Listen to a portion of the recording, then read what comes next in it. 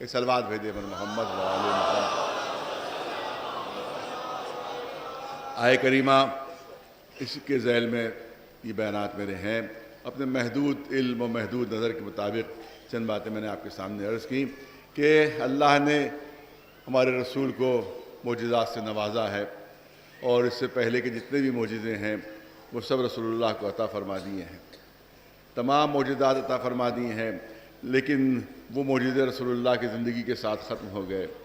دو معجزے ایسے جو تا قیامت باقی رہنے والے، ایک قرآن مجید اور دوسرے اہل بیت۔ قرآن مجید بھی معجزہ ہے اور اہل بیت بھی معجزہ ہے۔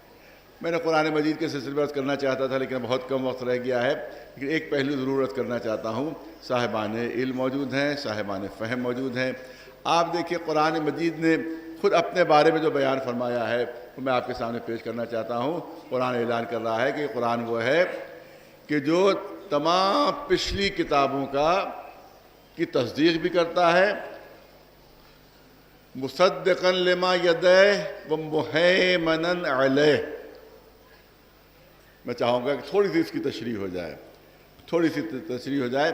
یہ قرآن مجید پچھلی تمام کتابوں کی تصدیق بھی کرتا ہے اور پچھلی تمام کتابوں کا محافظ بھی ہے۔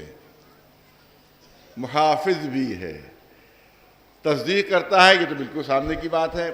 اگر قرآن مجید نہ کہتا کہ انجیل اللہ کی کتاب ہے تو ہم انجیل کو اللہ کی کتاب نہ مانتے ہیں۔ اگر قرآن تصدیق نہ کرتا کہ زبور اللہ کی کتاب ہے تو ہم زبور کو اللہ کی کتاب نہ مانتے۔ اگر قرآن مجید تصدیق نہ کرتا کہ توریت اللہ کی کتاب ہے تو ہم توریت کو اللہ کی کتاب تسلیم نہیں کرتے، کیونکہ قرآن نے ان کا نام لیا ان کتابوں کا، لہذا ہم ان کتابوں کو اللہ کی کتاب مانتے ہیں، تسلیم کرتے ہیں، اگرچہ ان میں تحریف ہو چکی ہے، اگرچہ ان میں رد و بدل ہو چکی ہے، لیکن ہم مانتے ہیں کہ توریت نازل ہوئی تھی، ہم مانتے ہیں کہ زبور نازل ہوئی تھی، ہم مانتے ہیں کہ انجیل نازل ہوئی تھی۔ تو یہ تصدیق کرتا ہے، یہ بالکل سامنے کی بات ہے۔ لیکن جو دوسرا دعویٰ ہے وہ ذرا سا سمجھ میں نہیں آ رہا ہے۔ دوسرا دعویٰ کیا ہے کہ یہ قرآن مجید تمام الہی کتابوں کا محافظ ہے،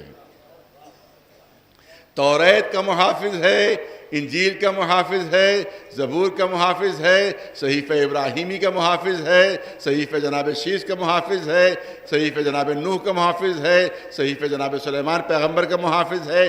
جتنے صحیفے اور جتنی کتابیں نازل ہوئیں سب کی حفاظت کر رہا ہے قرآن مجید، سب کی حفاظت کر رہا ہے۔ بس یہی بات ذرا سا مشکل ہو جاتی ہے، یہیں پر معاملہ کچھ مشکل ہو جاتا ہے، کیونکہ محافظ کے کیا معنی ہے؟ محافظ کے معنی یہ ہے کہ جس چیز کی وہ حفاظت کر رہا ہے وہ شے محفوظ رہے، وہ شے موجود رہے۔ کوئی خزانے کا محافظ ہو اور خزانہ غائب ہو جائے تو یہ کون سا محافظ ہے کہ حفاظت بھی کر رہے ہو اور خزانہ غائب بھی ہے؟ حفاظت کا مطلب یہ ہے کہ وہ خزانہ موجود رہے، تبھی تو حفاظت ہوئی۔ قرآن مجید اعلان کر رہا ہے کہ قرآن توریت کا محافظ ہے، زبور کا محافظ ہے، انجیل کا محافظ ہے، تمام صحیفوں کا محافظ ہے، مگر نہ آج اصلی انجیل دکھائی دے رہی ہے، نہ آج اصلی توریت نظر آ رہی ہے، نہ اصلی زبور نظر آ رہی ہے، نہ صحیفہ ابراہیمی کہیں ہے، نہ صحیفہ جناب شیس کہیں ہے۔ کوئی صحیفہ نہ تو دکھائی دے رہا ہے، نہ کوئی اصلی کتاب نظر آ رہی ہے۔ سمجھ میں نہیں آ رہا ہے پھر حفاظت کیسی؟ ارے توجہ چاہوں گا، پھر یہ حفاظت کیسی؟ پڑھے لکھے مجمع کے لیے گفتگو ہے۔ ماشاءاللہ ہمارے مجمع میں میں تو سمجھتا ہوں 100% لوگ پڑھے لکھے ہیں، لہذا ان کے لیے گفتگو ہے کہ جب محافظت ہے، حفاظت ہے، تو وہ کتابیں ہیں کہاں؟ کیسی حفاظت کہ اصلی کتابیں غائب؟ یہ کون سی حفاظت؟ مسئلہ ہے، پوری توجہ چاہوں گا۔ تو آپ یاد رکھیں، بہت سمجھدار مجمع میرے سامنے ہے۔ حفاظت دو طرح سے ہوتی ہے، ایک حفاظت تو یہ ہوتی ہے کہ اصل وجود محفوظ رہے، اور ایک حفاظت یہ ہے کہ صفات و کمالات محفوظ رہیں۔ نہیں مثال پیش کر دی جائے تو بات واضح ہو جائے۔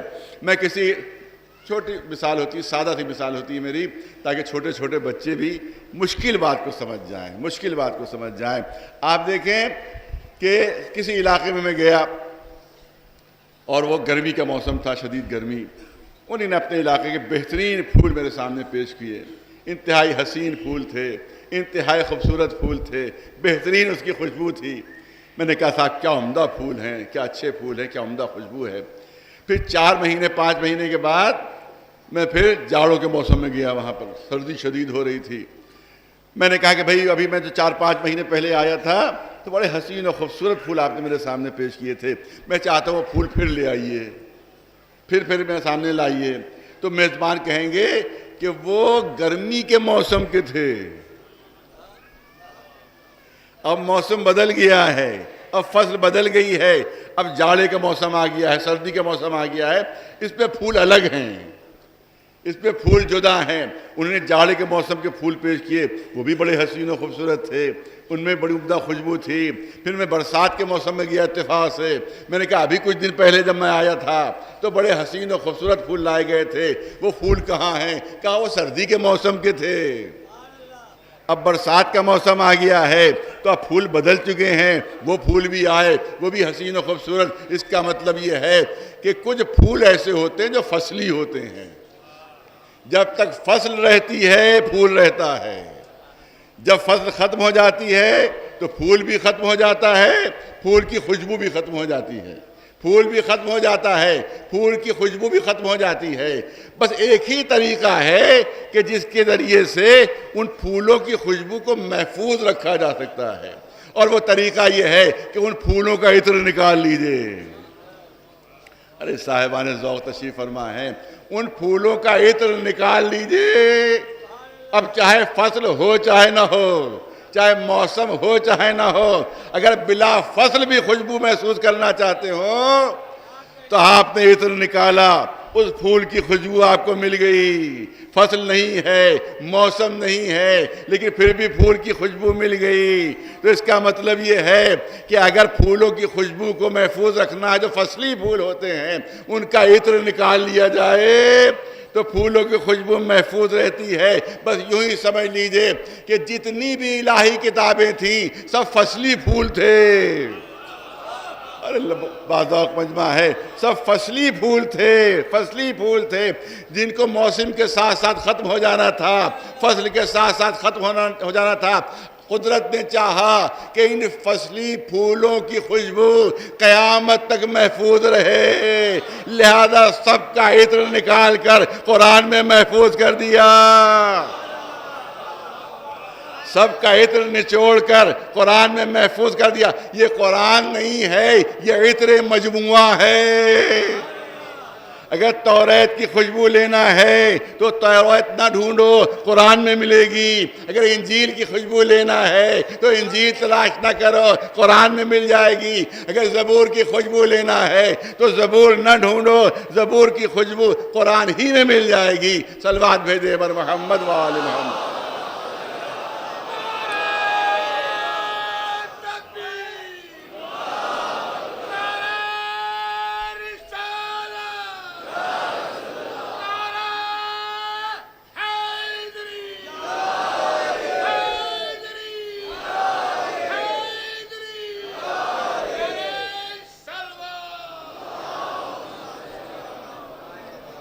اب توجہ رہے، بس یہیں سے پہلو مل جاتا ہے مجھے جو آپ کے سامنے عرض کرنا چاہتا ہوں۔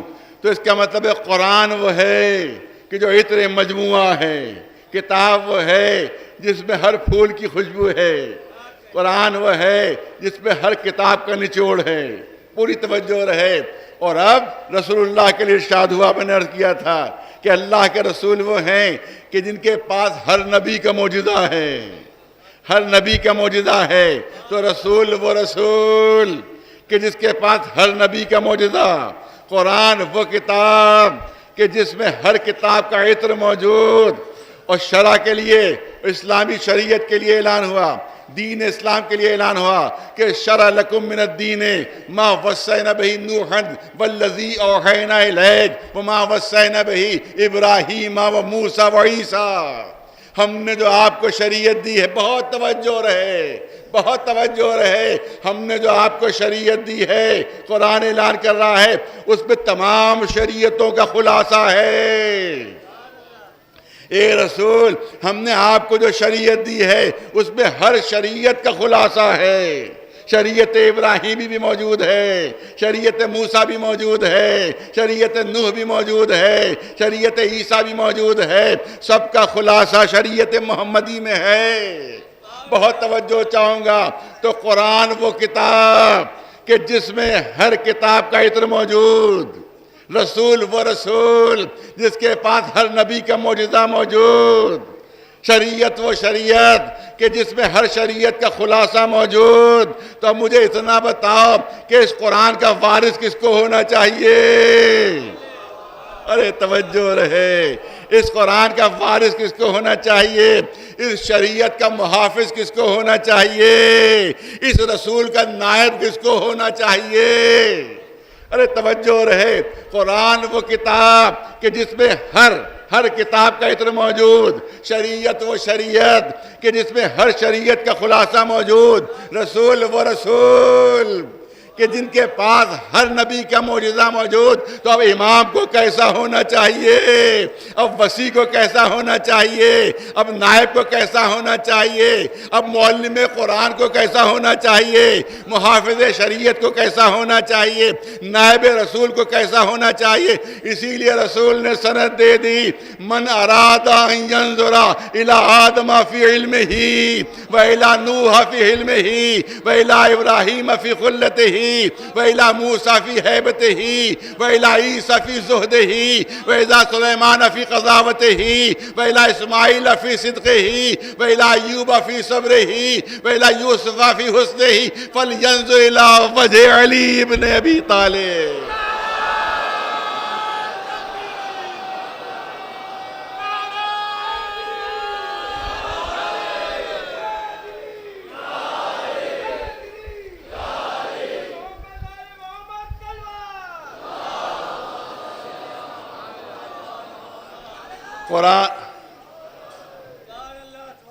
قرآن معجزہ، اہل بیت معجزہ، قرآن مجید معجزہ، اہل بیت معجزہ۔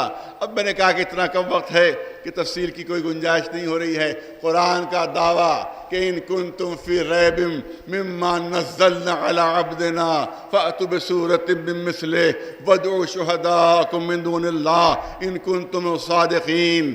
اگر تمہیں یہ دعویٰ ہے کہ قرآن اللہ کی کتاب نہیں ہے تو ہم تمہیں چیلنج کر رہے ہیں، ہم تمہیں دعوت مقابلہ دے رہے ہیں کہ قرآن کا جواب لے آؤ، قرآن مجید کا جواب لے آؤ۔ کبھی کہا گیا پورے قرآن کا جواب لے آؤ، کبھی دعوے کو اور گھٹایا گیا، پورے قرآن کا جواب نہیں لا سکتے 10 سوروں کا جواب لے آؤ۔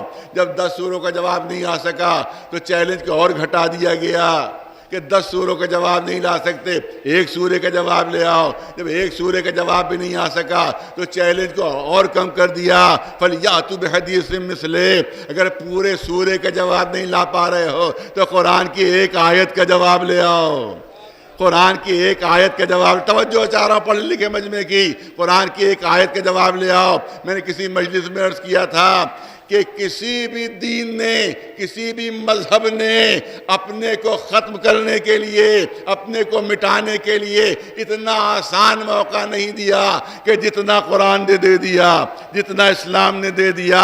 یہ چیلنج آج بھی ہے، یہ چیلنج قیامت تک کے لیے ہے۔ اگر کسی زمانے میں بھی قرآن کی 1 آیت کا جواب آ جائے تو قرآن کی سچائی ختم ہو جائے گی، رسول کی رسالت ختم ہو جائے گی، اسلام کی حقانیت ختم ہو جائے گی۔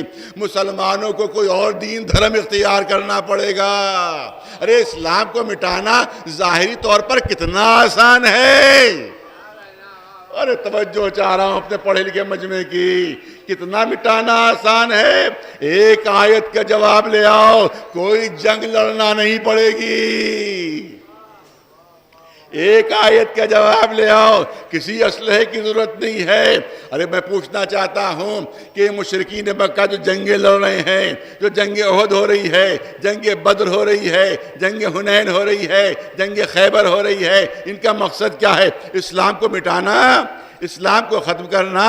تو کسی جنگ کو لڑنے کی ضرورت ہی نہیں تھی، 1 آیت کا جواب لے آتے۔ ارے توجہ چاہوں گا، 1 آیت کا جواب لے آتے، نہ جنگ بدر لڑنا پڑتی، نہ جنگ احد لڑنا پڑتی، نہ جنگ خندق لڑنا پڑتی، نہ جنگ خیبر لڑنا پڑتی۔ بلکہ یوں آپ کے مزاج کے مطابق جملہ عرض کروں کہ ارے اپنے پہلوانوں کو علی کے ہاتھوں سے کیوں کٹوا رہے ہو؟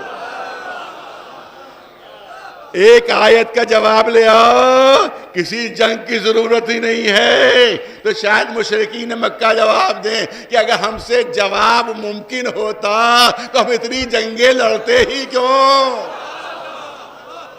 اس کا مطلب یہ ہے کہ یہ جنگیں نہیں تھیں، یہ اسلحے نہیں تھے، یہ فوجیں نہیں تھیں، یہ لشکر نہیں تھے، بلکہ اعجاز قرآنی کے سامنے اظہار بے بسی کیا جا رہا تھا۔ صلوات بھیجے بلند آواز سے بر محمد و آل محمد۔ عرب کے کیا معنی ہیں؟ عرب کے کیا معنی ہیں؟ عرب کے کیا معنی ہیں؟ عرب کے معنی ہے فصیح و بلیغ، عرب کے معنی ہے بڑا زبرداں، عرب کے معنی ہے بہت بولنے والا۔ ارے توجہ چاہ رہا ہوں، عرب کے معنی ہے بہت بولنے والا، عرب کے معنی ہے فصیح و بلیغ، عرب کے معنی ہے بڑا زبرداں، اور عجم کے معنی ہے گونگا، عجم کے معنی ہے گونگا۔ یہ ان کو اپنی زبردانی پہ اتنا ناز تھا عرب والوں کو کہ اپنے کو عرب کہتے تھے اور پوری دنیا کو عجم کہتے تھے۔ عجم صرف ایرانیوں کو نہیں کہتے بلکہ پوری دنیا کو عجم کہتے تھے، اپنے کو عرب کہتے تھے۔ اپنی فصاحت و بلاغت پہ اتنا ناز تھا کہ اپنے کو عرب کہتے تھے اور پوری دنیا کو عجم۔ ان سے زیادہ بولنے والا کوئی نہیں تھا، ان سے زیادہ فصیح و بلیغ کوئی نہیں تھا، ان سے زیادہ زبرداں کوئی نہیں تھا، پوری دنیا کو گونگا کہتے تھے۔ قرآن بار بار چیلنج کر رہا ہے، ارے ایک آیت ہی کا جواب لے آؤ، ایک آیت ہی کا جواب لے آؤ، ایک آیت ہی کا جواب لے آؤ جو پوری دنیا کو گونگا کہتے تھے۔ یہ ہے قرآن کا معجزہ کہ خود قرآن کے مقابلے میں گونگے بن کر رہ گئے تھے۔ ایک صلوات بھیج دے بلند آواز۔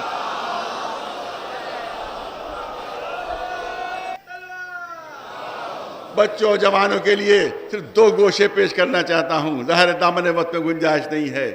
بچے کہہ سکتے ہیں، جوان کہہ سکتے ہیں عجیب دعویٰ ہے، ایک آیت کا جواب نہیں ہو سکتا۔ ایک آیت کا مطلب قرآن کی ایک سینٹنس کا جواب نہیں ہو سکتا، قرآن کی ایک ورس کا جواب نہیں ہو سکتا۔ یہ تو بات ہماری سمجھ میں نہیں آ رہی ہے۔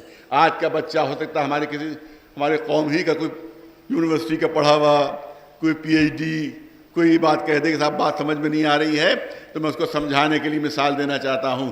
واقعی قرآن کی ایک آیت کا بھی جواب نہ آج ہوا ہے آج تک، نہ قیامت تک ہو سکتا ہے۔ بھرپور توجہ چاہے، خاص طور سے جو ہمارے پڑھے لکھے جوان ہیں ان سے بھرپور توجہ چاہتا ہوں کہ نہ جواب ہوا ہے۔ ارے عرب والے دشمنی میں کم تھے، پوری کوشش کر ڈالی انہیں جواب ہو جائے۔ وہ اگر موقع ملا تو واقعہ آپ کے سامنے پیش کروں گا، لیکن جواب نہیں لا سکے، جواب نہیں لا سکے۔ کیا کوشش نہیں کی ہوگی؟ نہیں، بھرپور کوشش کر ڈالی، ایک آیت کا جواب نہیں ہو سکا، اور نہ آج تک ہو سکا، نہ قیامت تک ہو سکے گا۔ آپ دیکھیں کہ آج بھی اگر قرآن کے جواب میں ایک آیت آ جائے تو آج اسلام ختم ہو جائے گا۔ میں اس منبر سے اعلان کر رہا ہوں، آج اسلام ختم ہو جائے گا اگر ایک چھوٹے سے کاغذ کے اوپر بھی قرآن کی آیت کے مقابلے میں ایک آیت لکھ کر لے آؤ۔ اسلام ختم ہو جائے گا، ہمارا دین ختم ہو جائے گا۔ لیکن جواب لانے کے بجائے ایٹم بم کی دھمکیاں دینا، ہائیڈروجن بم کی دھمکیاں دینا، بمباریوں کی دھمکیاں دینا، امریکی بہڑے بیرے سے ڈرانا خود اس بات کا ثبوت ہے کہ ہم آج تک جواب نہیں لا پا رہے ہیں۔ یہ دھمکیاں نہیں ہیں بلکہ باطل قرآن کے سامنے آج بھی اعلان شکست کر رہا ہے۔ ایک صلوات بلند آواز سے بر محمد والے۔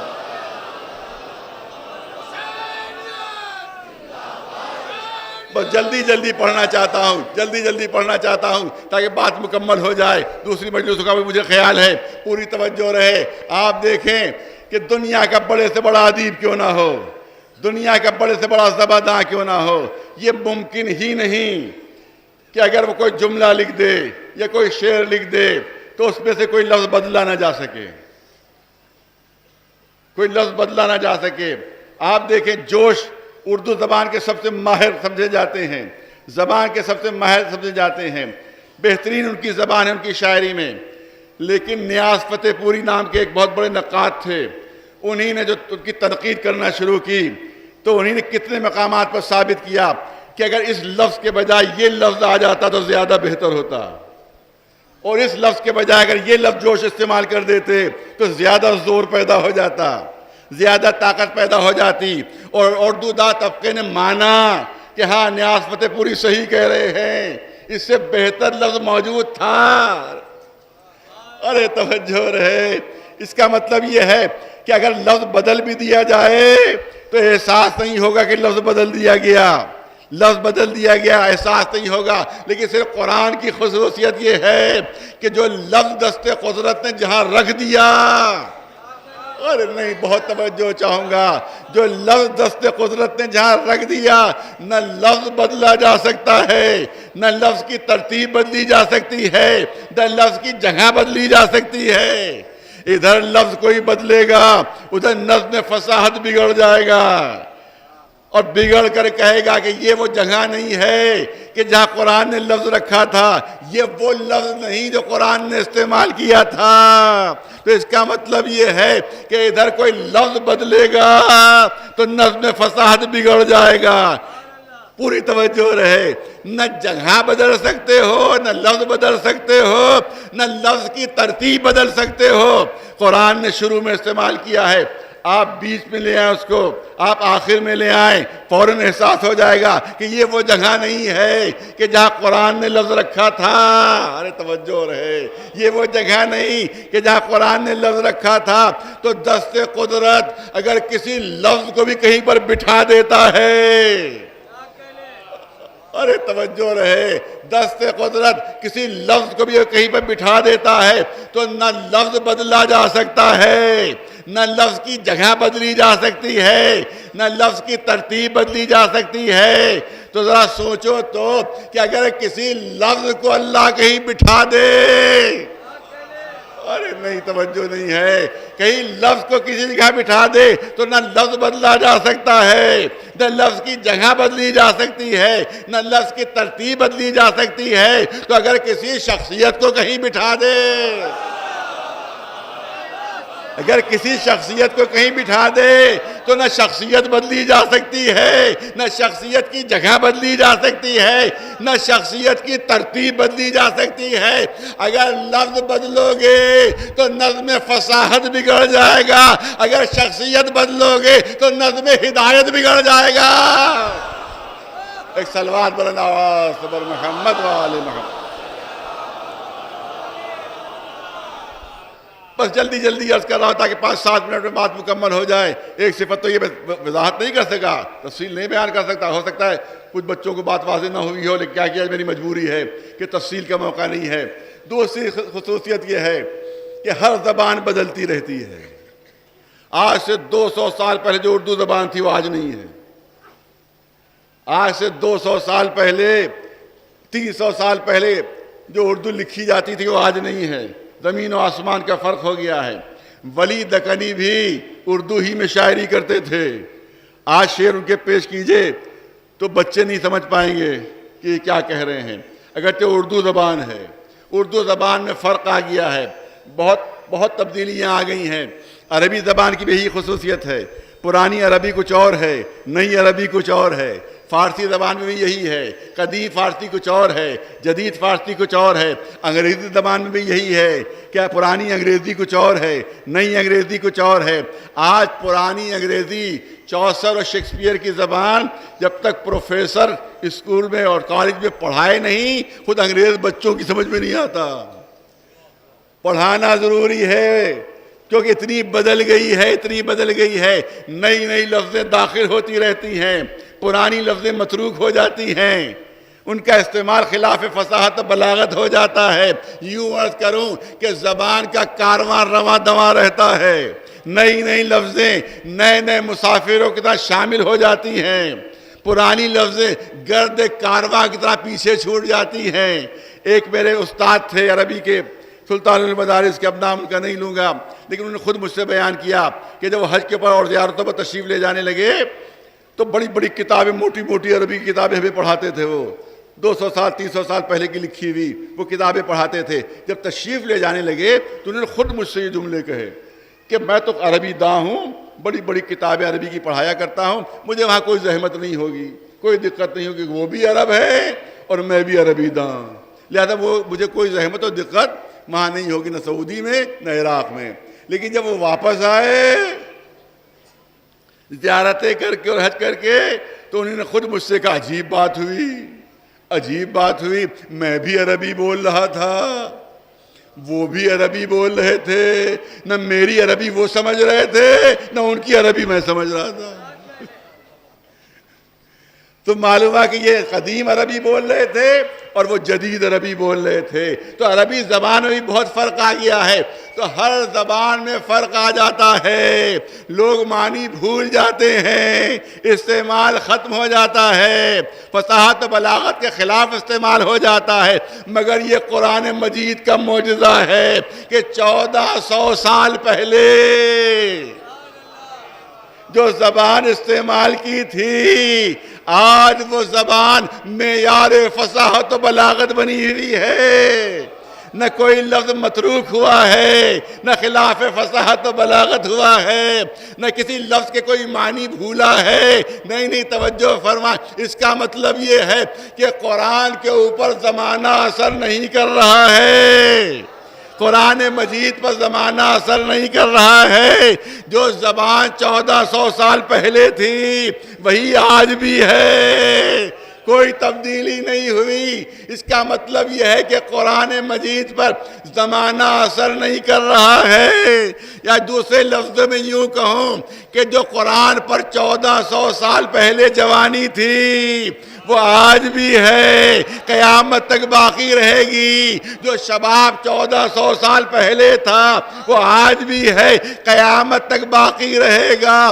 جب قرآن کے شباب پر زمانہ اثر نہیں کر رہا ہے تو اگر کسی کو قرآن کے برابر ٹھہرایا ہو اور صدیوں بعد ظہور کرے تو تعجب نہ کرنا کہ جوانی باقی کیسے ہے۔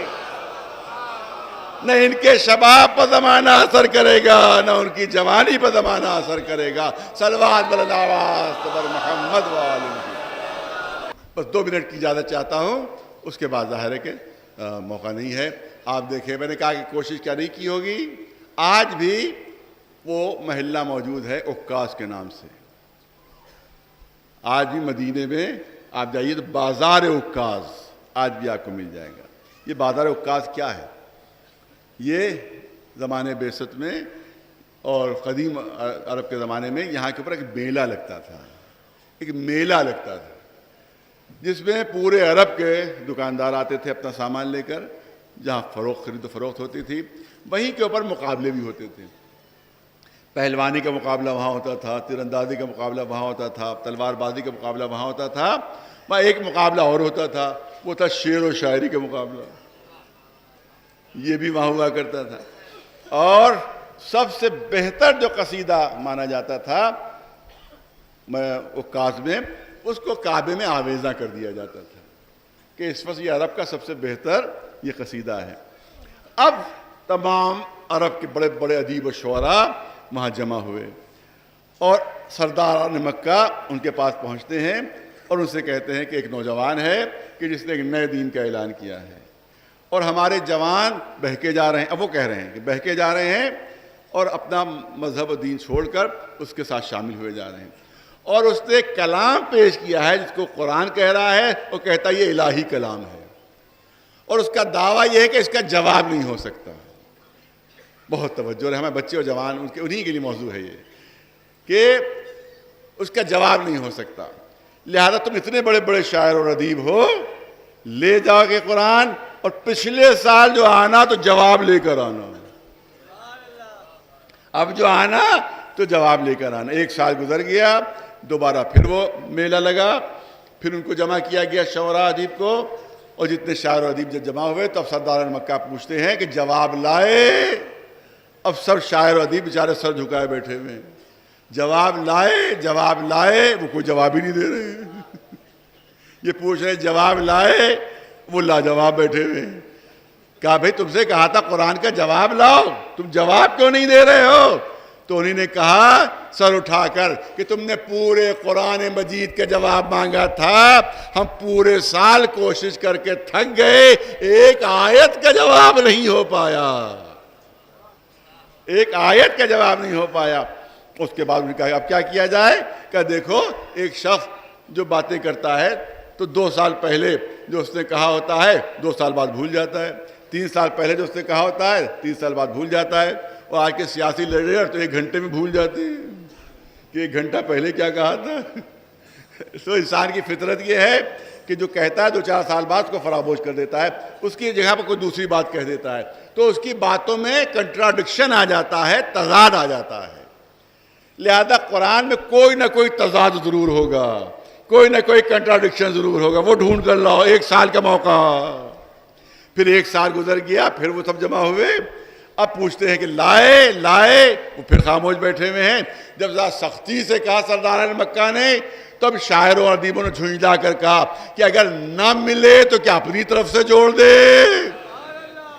ہمیں تو پورے قرآن میں کوئی تضاد نہیں ملا۔ اب تفصیل نہیں عرض کرنا ہے، 3-4 سال اسی طرح سے گزر گئے۔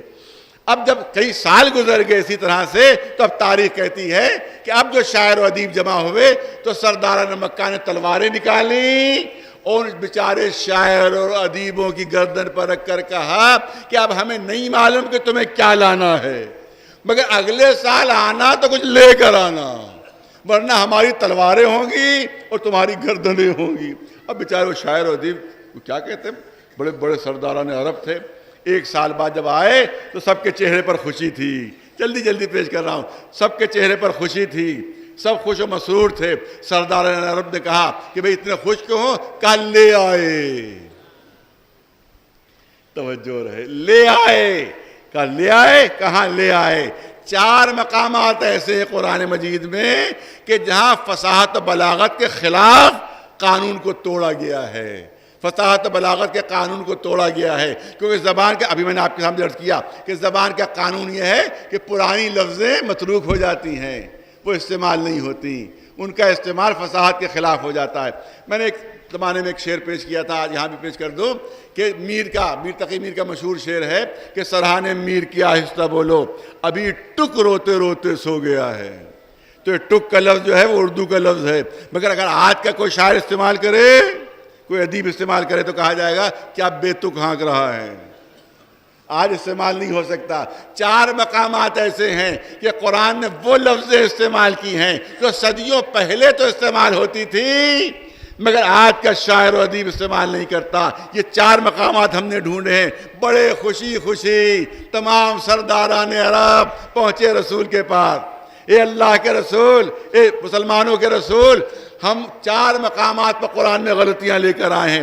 رسول نے نہیں پوچھا کیا لے کر آئے ہو، رسول نے نہیں پوچھا کیا لے کر آئے ہو، فرمایا پہلے اس کو لے کر آؤ جس کو تم سب سے بڑا ادیب و شاعر سمجھتے ہو، اس کو لے کر آؤ، تب بتانا کہ کیا غلطیاں لائے ہو، تب بتانا کیا غلطیاں لائے ہو۔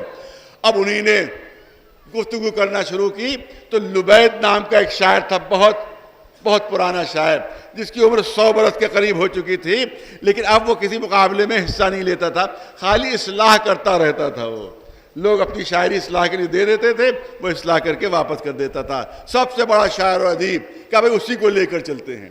اب ظاہر 100 برس کا آدمی، چلنا بھی مشکل، اٹھنا بھی مشکل، بیٹھنا بھی مشکل، بڑی خوشامدیں کر کے اس کو لے کر آئے، ارے صاحب ہمارے دھرم کا معاملہ ہے، ہمارے مذہب کا معاملہ ہے، ہمارے دین کا معاملہ، چلیے، ورنہ سب کے سب مسلمان ہوئے جا رہے ہیں۔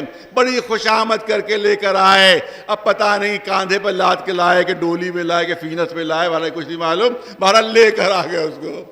اب جو لے کر آئے تو اس کا دماغ آسمان پر کہ بڑے بڑے شاعر، بڑے بڑے سرداران مکہ مجھے خوشامد کر کے لا رہے ہیں، لہذا میری بڑی عزت ہوگی رسول کے دربار میں۔ لیکن اب جو وہ رسول کے پاس پہنچا تو ادھر سے نو لفٹ، رسول نے مڑ کر بھی نہیں دیکھا کہ کون آیا، دیکھا ہی نہیں کہ کون آیا۔ عرب کا بھی انداز یہ ہے، ایران کا انداز بھی یہ ہے کہ جب کوئی مہمان آتا ہے تو میزبان اس کی تعظیم کے لیے اٹھتا ہے، جب وہ بیٹھتا ہے تو ساتھ میں بیٹھتا ہے، جب اٹھتا ہے تو ساتھ میں اس کے اٹھتا ہے۔ یہ ہے تہذیب عرب کی بھی، یہی تہذیب اس وقت ایران کی بھی ہے۔ اب اس نے سوچا اب مسلمانوں کا رسول اٹھے، جب رسول نے کوئی لفٹ ہی نہیں دی تو اب اس نے سوچا میں خود ہی بیٹھ جاؤں، جب رسول کہیں نہیں بیٹھنے کے لیے تو میں خود بیٹھ جاؤں۔ اب اس نے بیٹھنا چاہا، ایک 100 برس کے بڈھے کو بیٹھنے میں بھی دیر لگتی ہے، اٹھنے میں بھی دیر لگتی ہے۔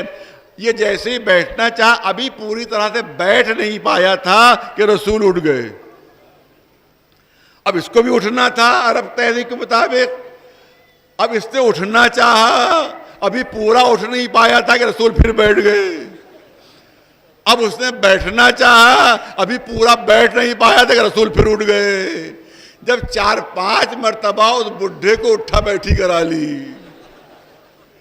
تو اس کو غصہ آ گیا، وہ جھجلا گیا، اس نے کچھ جملے بولے۔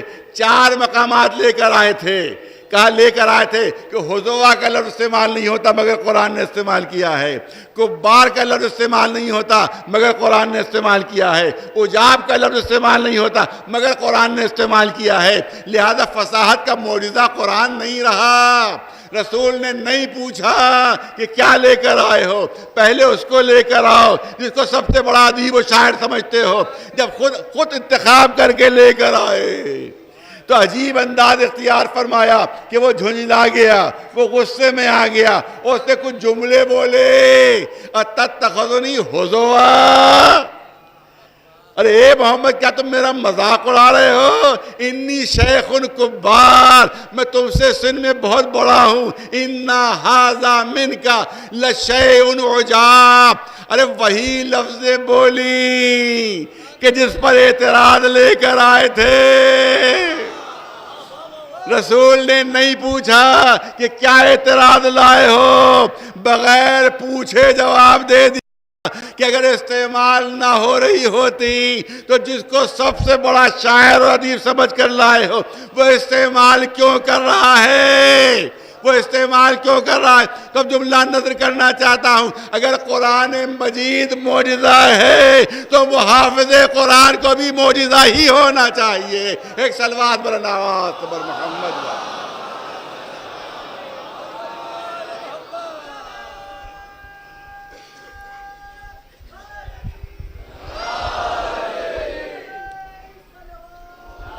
مشکل منزل سے گزرنا ہے مجھے۔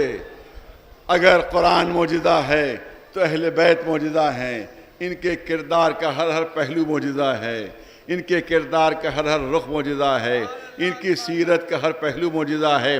یہ کربلا تاریخ کا واقعہ نہیں ہے، حسین کا معجزہ ہے۔ یہ حسین کا معجزہ ہے، یہ تاریخ کا واقعہ نہیں ہے۔ کون اتنے مصائب برداشت کر سکتا ہے؟ کون دین اسلام کو بچانے کے اتنے شدائد برداشت کر سکتا ہے؟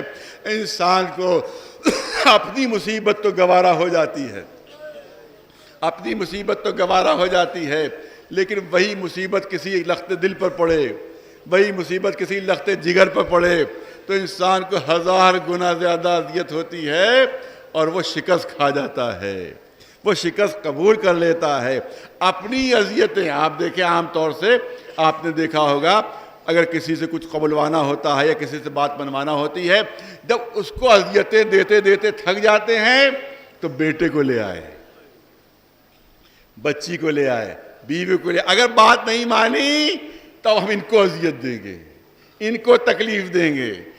بڑے سے بڑا بہادر انسان، بڑے سے بڑے جگر والا انسان اپنے اوپر تو مصیبتیں برداشت کر لیتا ہے، اس کے بچے کو دشمن لے آئے، پکڑ کے لے آئے، اس کا ہم گلا کاٹ دیں گے اگر تم نے بات نہیں مانی، اس کے ہاتھ پیر کاٹ دیں گے اگر بات نہیں مانی، تو فوراً بڑے سے بڑا بہادر بھی گردن ڈال دیتا ہے۔ لیکن یہ حسین کا جگر ہے، یہ ہمارے آقا حسین کا جگر ہے، اور نو محمد کے لاشیں آ رہے ہیں۔ حسین کی جبین پر شکن نہیں، پالنے والے کوئی اور قربانی چاہیے ہو تو یہ حسین حاضر ہے۔ قاسم کی لاش اس طرح سے آئی کہ سینے سے سینہ ملا ہوا، پیر زمین پر خط دیتے جا رہے ہیں، گھوڑوں کی ٹاپوں سے کچلی ہوئی لاش، گھوڑوں کی ٹاپوں سے کچلی ہوئی لاش، کس دل سے لے کر آئے ہوں گے، مگر یہ بھی قربانی گوارا، یہ بھی قربانی گوارا۔ علی اکبر کا لاشا اٹھا تو لیا مگر 2 قدموں سے زیادہ نہیں چلا گیا، اپنے ہاتھوں سے جوان فرزند کے سینے سے ٹوٹی ہوئی برچھی کی ہنی نکالی۔ ہاں جتنے دل چاہے ظلم کر لو، حسین کا سر جھکنے والا نہیں۔ آخر میں جب عباس کی لاش پر پہنچے ہیں تو لاش ٹکڑے ٹکڑے ہو چکی تھی، حسین اٹھانا بھی چاہتے تھے تو اس عباس کی لاش نہیں اٹھا سکتے تھے۔ آخر میں وہ عظیم ترین قربانی کہ تاریخ انسانیت جس کی مثل نظیر پیش نہیں کر سکتی، وہ ایک ننھا سا بچہ، وہ معصوم بچہ جس کا سن کل 6 مہینے کا، جس کا سن کل 6 مہینے کا۔ اے فوج جفاکار، اگر میں تمہاری نگاہوں میں گناہگار ہوں تو اس ننھے سے بچے کی کیا خطا ہے؟ جواب میں 3 بھال کا تیر، اب تفصیلی مسائل نہیں ہو سکتے، 3 بھال کا تیر امام زمانہ نے فریاد کی ہے۔ امام زمانہ نے کربلا کا نوحہ پڑھا ہے، کربلا کا نوحہ۔ بہت سے مسائب جو ہمیں تاریخ سے نہیں ملے ہیں وہ امام زمانہ کے نوحے سے ملے ہیں، بہت سے مسائب جو تاریخ میں موجود نہیں وہ امام زمانہ کے نوحے سے ہمیں ملے ہیں۔ عام طور سے تصور یہ ہے کہ تیر چلا بچے کا گلا چھد گیا، تیر چلا بچے کا گلا چھد گیا، گلے میں تیر پیوست ہو گیا، لیکن ہمارے امام نے کیا فریاد کی ہے، امام زمانہ نے کیا فریاد کی ہے؟ ہمارے آقا کی فریاد یہ ہے، میرا سلام ہو اس ننھے سے علی اصغر پر، میرا سلام ہو اس ننھے سے شہید پر کہ جو تیر سے ذبح ہو گیا تھا۔ عزاداروں گلا چھدا نہیں تھا، 3 بھال کے تیر سے علی اصغر ذبح ہو گئے تھے، تبھی امام نے فریاد کی تھی کہ میرا سلام ہو اس علی اصغر پر جو تیر سے ذبح ہو گیا۔ ذوالفقار سے قبر کھودی، ننھے سے بچے کو جلتی ہوئی اور تپتی ہوئی زمین میں دفن کیا، کس دل سے دفن کیا ہوگا؟ اب میدان جنگ میں آتے ہیں، میدان جنگ میں آتے حملہ کرتے ہیں، سامنے سے فوجیں بھاگ رہی ہیں، سامنے سے فوجیں بھاگ رہی ہیں۔ تاریخ کہتی ہے جب حسین نے حملہ کیا تو ایسا لگتا تھا موت کی چکی چل رہی ہے، موت کی چکی چل رہی ہے، لوگوں کے سر کٹ کٹ کے گر رہے تھے، حسین کی تلوار چل رہی تھی، لوگ سامنے سے بھاگ رہے تھے، ہمیں حسین سے بچا لو، ہمیں حسین سے بچا لو، ہمیں حسین سے بچا لو۔ اور آقا فرماتے تھے ارے اب کہاں بھاگ رہے ہو، تم نے تو میرے علی اکبر کو مار ڈالا، ارے اب کہاں بھاگ رہے ہو، تم نے تو میرے قاسم کو مار دیا، اب کہاں بھاگ رہے ہو، تم نے میرے عباس کے شان قلم کر دیے۔ گھمسان کی جنگ ہو رہی ہے، فوجیں سامنے سے بھاگ رہی ہیں، روایت کہتی ہے اسی وقت فلک سے پرچہ نازل ہوتا ہے، بس حسین بس، بس حسین بس، شجاعت کے جوہر دکھا چکے، اب واپسی کا وقت آ گیا ہے، اب پلٹنے کا وقت آ گیا ہے۔ حسین نے تلوار نیام میں رکھی، بھاگی ہوئی فوج واپس آئی، کوئی تلوار مار رہا ہے، کوئی نیزے مار رہا ہے، کوئی تیر مار رہا ہے، جس کے پاس کچھ نہیں تھا اس نے جھولیوں میں پتھر بھرے ہوئے تھے، وہ آقا پر پتھر مار رہا تھا، پتھر مار رہا تھا۔ آقا زین فرس سے ڈگمگا رہے تھے، زین فرس سے ڈگمگا رہے تھے، سینے پر نیزہ پڑا، سینے کو توڑ کر پال نکل گیا۔ حسین نے وہ نیزہ نکالنا چاہا، وہ نیزہ سینے سے نہیں نکلا. میرا دل کہتا ہے کہ جب وہ نیزہ نہیں نکلا ہوگا تو شاید مقتل کی طرف رخ کر کے علی اکبر کو آواز دی ہو، اے بیٹا علی اکبر، ارے تمہارے سینے سے میں نے برشی کی علی نکال لی، اب بوڑھے باپ کے سینے سے کون برشی کی علی نکالے؟ پیشانی پر تیر پڑا، اب جو تیر کھینچا تو پیشانی سے خون کا فوارہ، پیشانی سے خون کا فوارہ. عزادار ہو، یہاں بھی امام زمانہ کا نوحہ ہے، امام زمانہ کا نوحہ. امام فرماتے ہیں میرا جب گھوڑے سے گرا ہے تو منہ کے بھل کربلا کی زمین پر گرا ہے، منہ کے بھل کربلا کی زمین پر گرا. جہاں پر حسین گرے وہ بلندی پر تھی جگہ، وہ جگہ بلندی پر تھی. عجیب روایت ہے، وہ جگہ بلندی پر تھی. اب حسین کے اب شبر خنجر لے کر بڑھ رہا ہے، شبر خنجر لے کر بڑھ رہا ہے. امام حسین نے کوہنیوں کے ذریعے سے کھسکنا شروع کیا، کوہنیوں کے ذریعے سے کھسکنا شروع کیا. اے آقا کدھر جا رہے ہیں، اے آقا کدھر جا رہے ہیں؟ ارے جب ذبائی ہونا ہے تو جگہ کی کیا قید ہے؟ ارے جب شبر کا خنجر چلنا ہی ہے تو کہیں بھی چل جائے، کہیں بھی چل جائے. آپ کہاں جا رہے ہیں؟ کیا تم نہیں دیکھ رہے ہو میری بہن سامنے کھڑی، میری زینب سامنے کھڑی ہوئی ہے؟ اگر مجھے ذبح ہوتے دیکھ لیا تو زینب زندہ نہیں رہے. میں نشیب میں جا رہا ہوں، میں نشیب میں جا رہا ہوں تاکہ خنجر چلتے ہوئے میری بہن نہ دیکھ سکے، مجھے ذبح ہوتے ہیں میری بہن نہ دیکھ سکے. روایت کہتی ہے کہ زلجلہ قریب آتا ہے اور آستین اپنی دانتوں سے پکڑتا ہے اور ہلاتا ہے آستین کو، مولا کی آستین کو ہلاتا ہے. تم کیا کہنا چاہ رہے ہو؟ تو شاید وہ فرس وفادار جواب دے، ارے میں آقا سے یہ کہنا چاہ رہا ہوں کہ ایک بار میری پشت پر سوار ہو جائیے، میں آپ کو نجف لے جاؤں گا، آپ کو نجف لے جاؤں گا. تو شاید حسین نے کہا ہو، اے فرس وفادار تم مجھے تو بچا لو گے، بھئی اتنا بتا دو کہ میں پھر علی اکبر کو کہاں سے لاؤں گا، میں قاسم کو کہاں سے لاؤں گا، میں عباس کو کہاں سے لاؤں گا، اب میری زندگی سے کیا فائدہ ہے؟ شبر آتا ہے، نہیں آپ نے نہیں سنا، آپ سمجھتے ہیں کہ خنجر چلا تھا، خنجر چلا نہیں تھا، خنجر چلا نہیں تھا، اس نے 12 ضربیں لگائی تھیں، 12 وار کیے تھے. خنجر چلا نہیں تھا. چلنے کا مطلب یہ ہے کہ اس کو چلایا جائے اس طرح سے، لیکن وار کا مطلب یہ اوپر سے مارا جائے.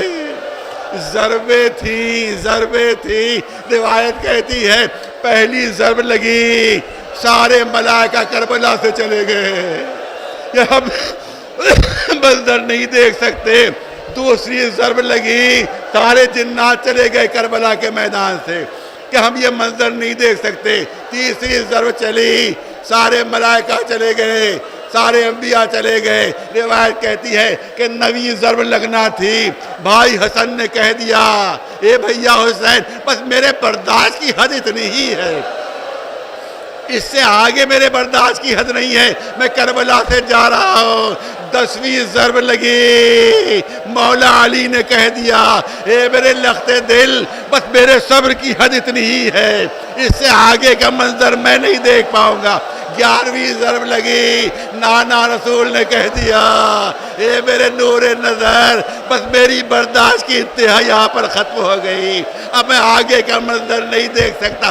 اب آخری ضرب لگنا ہے، اب سر و تن میں جدائی ہونا ہے. حسین نے فریاد کی کہ کیا سب مجھے چھوڑ گئے، کیا میں کربلا میں تنہا رہ گیا؟ پہلو سے آواز آئی نہیں تمہاری ماں فاطمہ زہرا موجود ہے، اگر سر کٹے گا تو ماں کی آغوش میں کٹے گا.